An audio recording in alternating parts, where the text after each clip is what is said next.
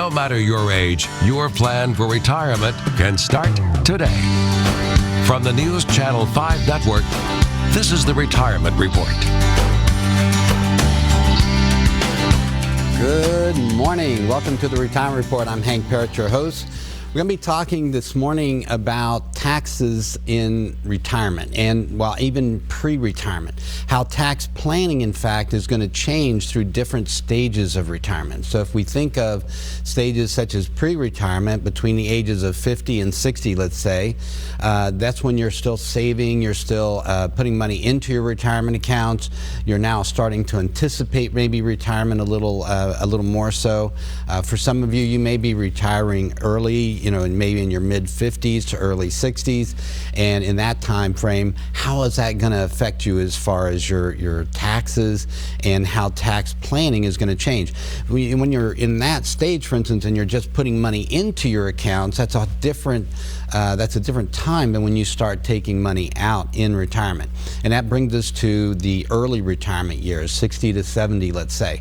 That's when we're first retiring, and again, every day's Saturday, right? Every day's the weekend. We get to now have that free time, and hopefully we've got the resources through good planning, right? We've put aside money so that we've got those retirement accounts that we've been putting savings in all this time that we've been putting money into. Now we're going to start taking money out. Now we're going to, get income from that. When our paychecks stop, we need to supplement our income from Social Security, and if you have a pension or other income sources, what that's going to look like. If you're going to maybe continue to work in retirement, in your retirement years, maybe on a, cut back as far as the hours or on a part-time basis or whatever that looks like for you, all of this is also going to have to do with your tax planning.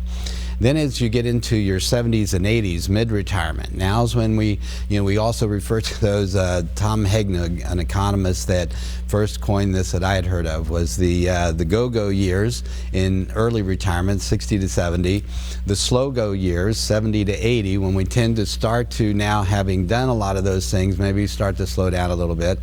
And then the no-go years, as he put it, in the 80-plus range. Now, I got to tell you, I've got some clients in that 80-plus range that are just as go-go as the early retirement, but it's all individual. It's all what you like. And some of the things that we also see there in those go-go years when you're first retired and you've got your health and your energy and hopefully, again, resources and now more time, and we get out and get to do a lot of the things maybe that we have not been able to do as much of up to that point. Those slow-go years we talk about, 70 to 80, now maybe health issues may be coming in, other factors could come into play as well, and our tax planning is going to change. We've got now required minimum distributions, and we're going to talk more about how that affects you and what that means with regard to tax planning as well. And in those no-go years, as we talk about with the 80 plus, but then maybe we're nesting around home more in those later, 70, 80, and maybe we're doing some renovations, or maybe we're just, maybe health issues come up more. Whatever it is for you, this also changes your planning strategies. And it's all planning for those different stages, and planning in those different stages is what we're going to be talking about, and how tax planning in particular, how important that is, because it's a difference of maybe through good tax planning, it can help stretch out your dollars. That difference of maybe running out of money or not running out of money can also hinge around good tax planning and how that's going to change. So on those 4 stages of retirement, as I was just saying, we just went into, we'll get some slides going for you. One is seek professional tax guidance. This is one of those areas. You see, I bring Dr. Friday on a lot of times. I've been working with Dr. Friday for about 20 years now. She does my taxes, she does my payroll taxes, my business taxes for the corporation and that, as well as my personal taxes. She works with a lot of my clients, very reasonable rates, and we all need someone that knows tax preparation. And in Dr. Friday's sense, we work together throughout the year, also doing tax planning for my clients and for her clients for that matter as well. So when it comes to planning, all right, one of the things when I'm working with clients, as we do each and every week in the office, a big part of that is tax planning. It's not only with new clients coming in, but it's also when I'm doing reviews with existing clients, when we do our regular reviews each year. And for me, with my clients, that 2 to 4 times a year we typically meet, or at least have a phone meeting where we're going over things on the phone, where we're talking about their planning. And tax planning is a big part of that. And we're looking at things like Roth strategies and other areas that we're going to cover this morning. So one of those coming with, when it comes to tax guidance, is the tax planning piece, but also working with someone that does tax preparation, such as Dr. Friday. So here we'll come up with a tax plan, say a Roth strategy, and then I'll have her pre-run tax returns to make sure we're not triggering any hidden taxes, that this is going to fit in just as we had anticipated it would, and the effect, for instance, on taxation of Social Security benefits. We're going to talk about that more as well. All right, so if you have traditional IRAs, you must pay the tax on those distributions or conversions, if you're doing Roth conversions again, and as ordinary federal income tax rates. So this is one of the things with when you're looking at different retirement accounts or different investment accounts as well. The Roth IRA is different, and state taxes we're going to talk about as well. So if you're looking at traditional IRAs versus Roth IRAs, traditional IRAs you've been able to grow on a tax-deferred basis. You've got tax deductions when you put money into those accounts, whether that's a 401k, a 403b, SEP IRA, TSP, Thrift Savings Plan for your federal employees and military out there. This is one of those, and I work a lot with the with federal employees and military as well in doing tax planning, because that's another area that we get into that is they in particular with you in that position with pensions and the different different income streams you're going to have in retirement, what that might look like for you. And I have many clients, for instance, that are federal employees. They also were maybe served in the Guard or Reserves or full-time military, and so they might have a military pension, they may have a federal pension, maybe depending on when they're retiring, a Social Security supplement, and then Social Security eventually. All of these things have to be gauged in terms of your planning. Your TSP plan, just like a 401k, when you're taking money out, if assuming this is a traditional TSP, traditional 401k or IRA, now you're going to be paying that tax on those monies. And having a plan for how to do those distributions to minimize that tax rate, we're going to talk about as well.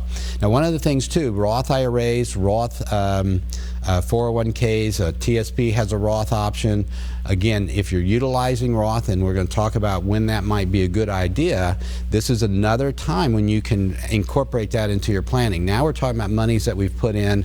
We did not get a tax deduction for those. We pay the tax on those dollars. The money goes tax-free, and the earnings then, when we take the money out, both the money that we put in as well as the earnings are tax-free as well. And that can be tremendous as far as good planning over the long term in retirement. State taxes, we're going to talk mainly about federal taxes. We're not going to get into the Hall income tax here in Tennessee. If you have questions about that, you're welcome to call my office, and we will deal with it in future shows. All right. So the next piece would understanding, and I'm going to get a slide here up for you, a new complex world. This goes into some of the things we're going to be talking about: taxes in the accumulation phase, savings versus, there we go, savings versus taxes in distribution phase, which is spending. So basically what we're talking about, again, when you're putting money into your accounts, there's a certain, how you do tax planning then pre-retirement, when we're able to feed money in, when we're still working. As long as you have earnings, you can put money into a retirement account, as long as you have wages or earned income.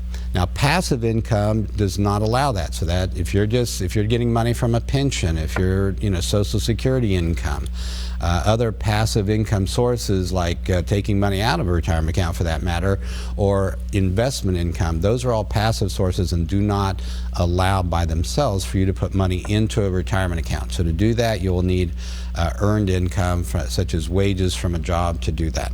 All right, so taxes in the accumulation phase, when you're saving, there's ways that we're going to do different planning with regard to how much we're putting in. So for instance, I had a client in earlier this week, and in her situation, she was making about $120,000 a year. Well, you're making $120,000 a year with a married couple combined income. You're going to want to put at least $20,000 into your retirement accounts. If you've got the ability to do that, that's $20,000. That brings you down a tax bracket, and it's going to save you tremendously in retirement. In her situation, in fact, it was going to be a great savings, because when we reduced down that taxable income by increasing the amount, in this situation we maximized the amount putting into her 401k, that brought her down a bracket as far as her taxes went.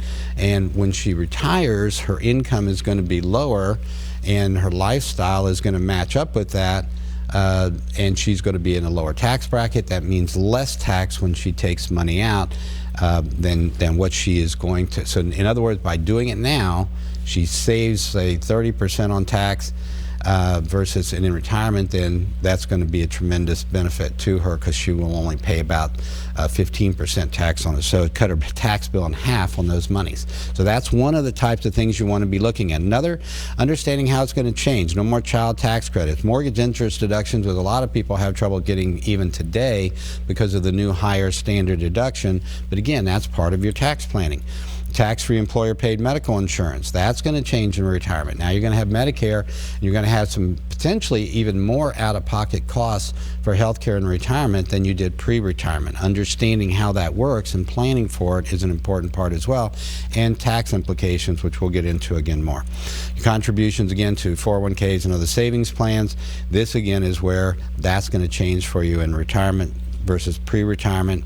And then understanding new things you're going to deal with, like Social Security and taxation of those Social Security benefits, required minimum distributions, and what that's going to mean, and how can you control that and plan for those when they come at age 70 and a half.